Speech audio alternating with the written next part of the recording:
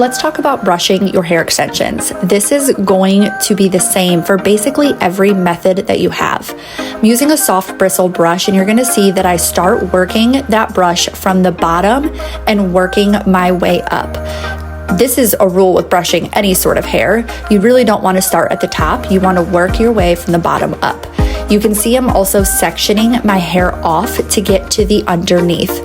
Whether you have wefts, K-tips, I-tips, tape-ins, you don't want to get above where the extension is put in. You do want to go right up to it to prevent any matting. You can see I'm working the other side. I'm going from the underneath as well and sectioning off and just making sure I'm getting that brushed out really well.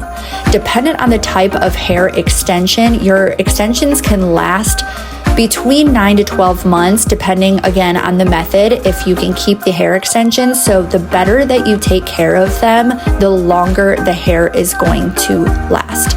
And then you're also decreasing any risk of ruining any of your natural hair. So again, using oils and brushing your hair 2 to 3 times a day.